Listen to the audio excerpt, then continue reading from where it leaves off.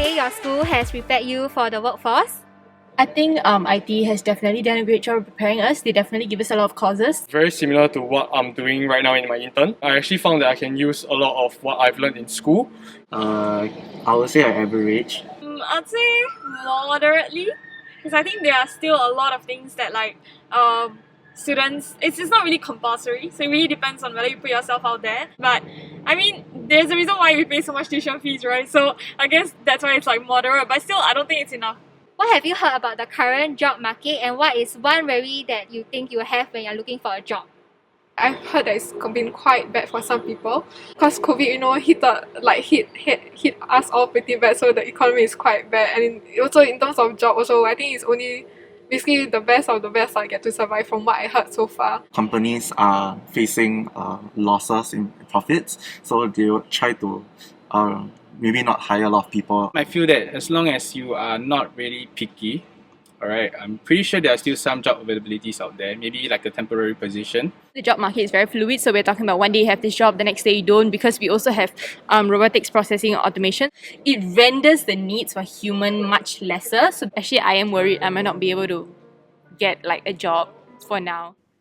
Oh my goodness, I think I relate to a lot of them, and I see some of my own peers from SMU in that video just now. What about your friends? Like, do they have the same concerns as those youths that you see on the Vox Pop? I think 100%, many of these students, like if you're a uni grad, right, you kind of want to secure or back the job before you graduate. Feel safe, right? For sure. You don't want to graduate and then start searching for a job. So I have many friends right now, they're an intern, crossing their fingers that their intern company would convert them. Because I think that's what companies do, right? They take interns and then if you're good, they'll convert you. So like what Jeevan said, like the whole job search for me started in last year, January 2020. Then I graduated in May 2020 lah.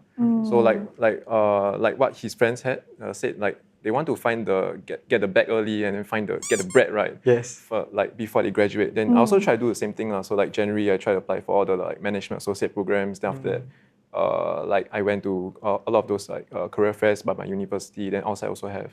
Then then I applied to over 131 opportunities over 6 months. And you kept track of yeah. the So job I had an Excel spreadsheet of all the careers of all the opportunities that I had applied for. Yeah, so I think that in this current pandemic, right, it's very understandable that our youths are feeling a lot of anxiety, a lot of pessimism, and recent studies have also shown that young Singaporeans actually set aside their dreams and their ambitions for a more pragmatic and practical path. That's just the reality of it, right? But Angie, for you actually you're both pragmatic as well as ambitious. So you're a full-time nurse, but you also have a business, as you mentioned. So maybe you can talk about your full-time job first as a nurse. Yeah. So I think, especially now in pandemic, I think there's stability that I would say definitely is healthcare now. That's the hard truth also. But I mean that's a blessing for especially for me also. Nurses are always in demand in the whole world, or even in doctors also as well. I think, at least in my opinion right now, actually we are trying to recover from the pandemic. And of course, during what happens during COVID-19 is that a lot of things change. So I think as we recover, there are some sectors that are going to do so much better than the rest. So that's definitely a shift in opportunity and the kind of skill sets that everyone is looking for. I also understand that locally, probably skilled workers, when it comes to demand, is slightly higher than the supply itself. So there is definitely demand out there. Then it boils down to what happens to the fresh grad, right? But then again, because companies are trying to recover so fast, they're trying to look for people who comes in and drive certain impact almost immediately. So for fresh grad, right, that's something you might want to think about, like how your resume is going to tell the company that the kind of impact that you're going to make immediately when you join them. Yeah. In terms of trends-wise, I would say if I were to distill two things, that's the ICT, because tech is driving a lot of changes, not only within itself, but it's moving into like healthcare and even to finance. So that's something that we could look at. But I know that not everybody is into programming. So there are different supporting functions. For example, you need somebody to, if you want the tech to be successful, you need someone to do marketing. So that could be that. And if you want somebody to do marketing, you need to hire people to do that. So you need HR. So these are the kind of ecosystem. So apart from tech, the other trend I'm seeing is the sustainability. Then in Singapore, we have this Green Plan 2030. So that doesn't reside in just only need to be a sustainability. It cuts across, like for example, consumer goods. How do you think about ethical sourcing, finance? What kind of green investments that you want to? So to me, these are the two trends that I see for industries at this moment.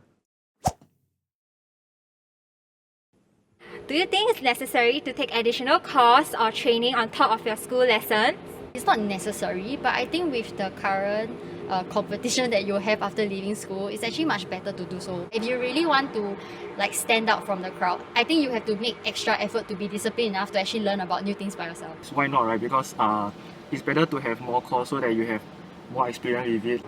You have to constantly learn new things, if not you'll get replaced. Take up another diploma that doesn't have to be related to my course. Have you heard of what's SG United Traineeship or WSG's career trial? I do know of friends who actually applied for it and went for it.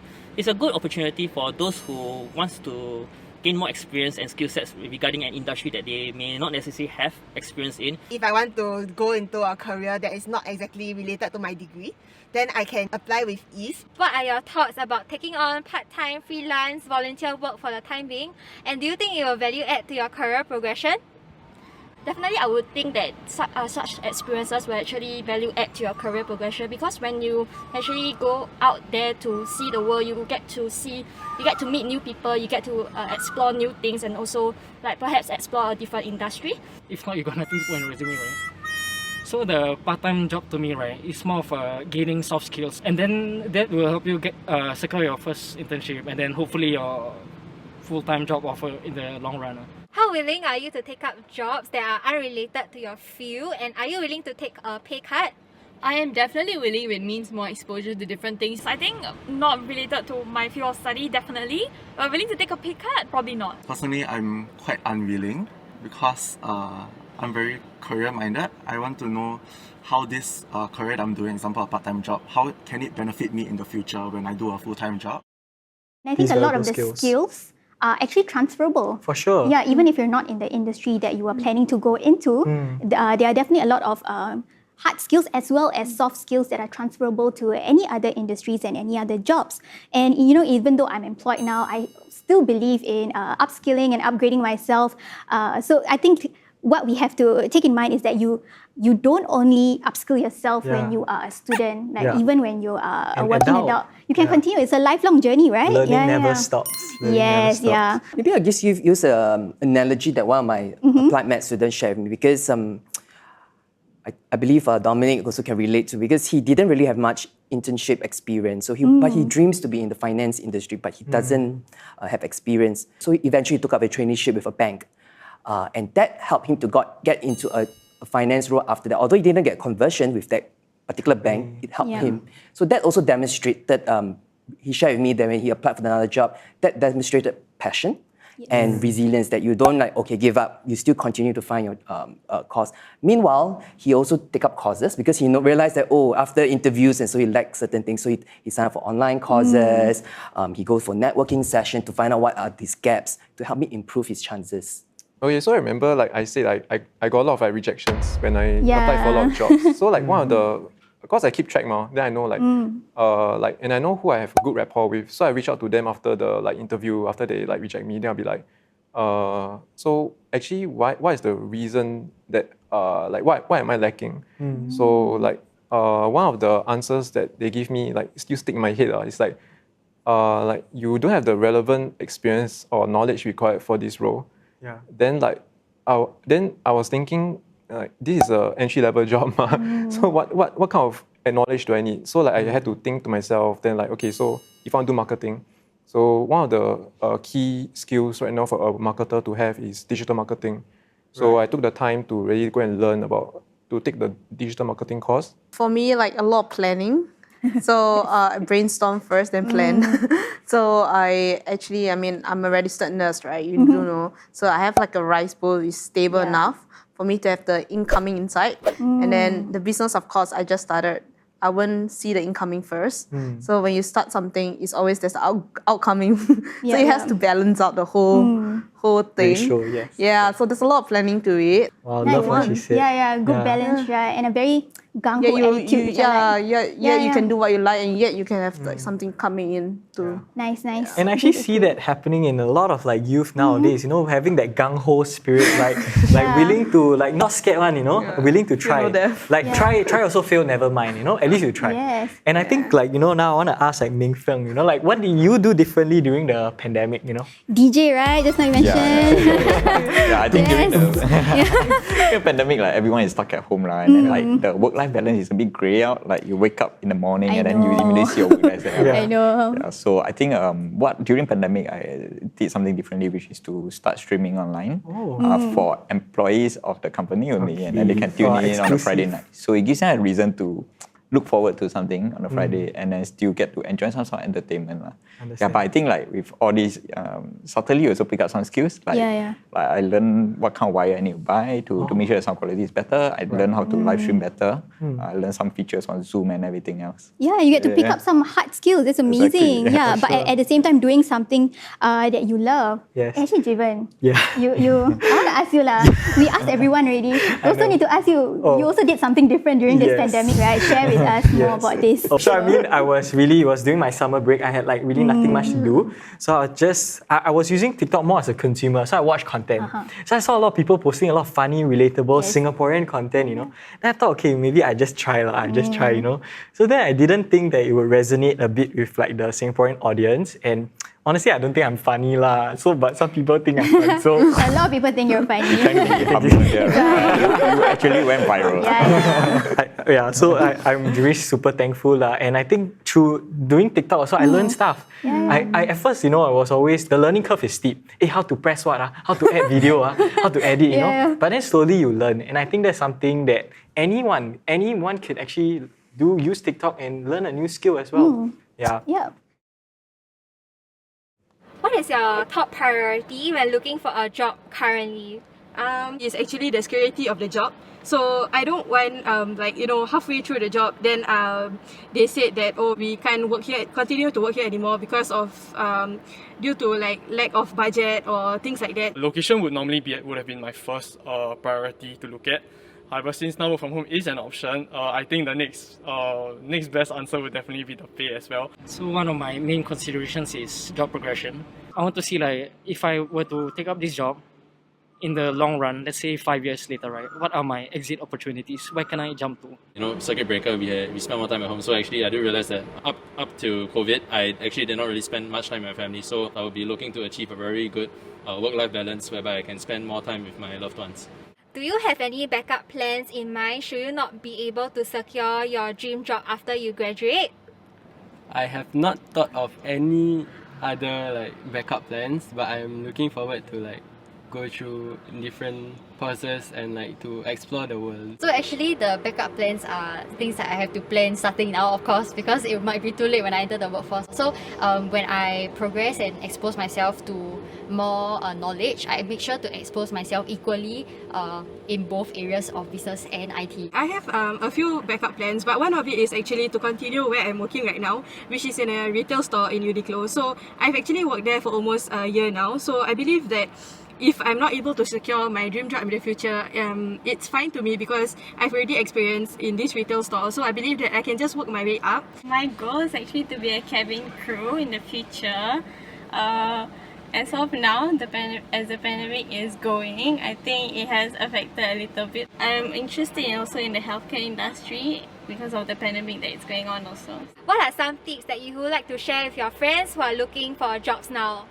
I think one thing is to stay resilient in this COVID time. It's hard to find a job, but it's okay. Just apply as many jobs as you can. Just don't give up lah, because you only live once, right? I'll say the best tip is to be open-minded. Being open-minded, being willing to try out new experiences or new type of jobs will definitely give you a chance to really explore your options in the future. Try to get any job that you can get, even though it's not like your dream job, because it will benefit you in the future if you try to save money as early as possible when you get that job. We should actually be grateful with what we have right now. Then as we move on and as the times get better, then they can always go and venture out and look for better opportunities at better places or with better benefits. So the question is to YOLO or not to YOLO? Is it really that important to have a backup plan, or can you just wing it? Actually, for me, because I took the time in uni to really explore what career paths I wanted through like multiple internships. So like through the internships, I realized that I like marketing, and I think my skill sets that I learned through uni, like critical thinking, putting myself in other people's shoes, writing skills, I think quite important in marketing. I think I was able to apply that in marketing, so I decided to like focus on that. So initially at the start of my job search, I focused on like marketing career, marketing roles. But then later on, as like once you hear a lot of like closed doors, then it's up to expand. Okay, so what about marketing do I like, and what about marketing can I do? Then I just look out for more like maybe copywriter or like maybe editor kind of roles. Yeah, I definitely think there's merit in having a backup plan. But there's also some good points of having the YOLO spirit. Because there are times that people are so absorbed of doing a plan. They do backup plan and a backup plan and a backup plan and a backup plan, and they will never move on. That's right. So it's good to have a balance in that. And to be grounded. I mean, it's good at doing a plan, but you need to be grounded at who you are, what kind of skills you have, and analyze the job market and apply accordingly, rather than just what I learned from my millennials, fellow millennials, they call it pray and spray. Just throw out the resume and hope everything will happen.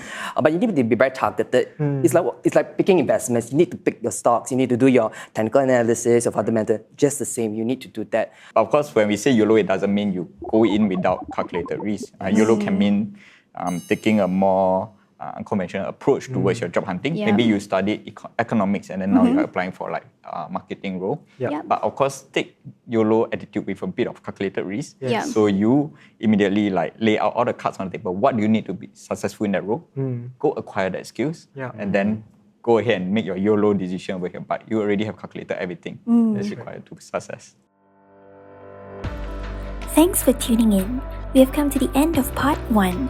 Do check out part 2 on building financial resilience in our next video. See you there!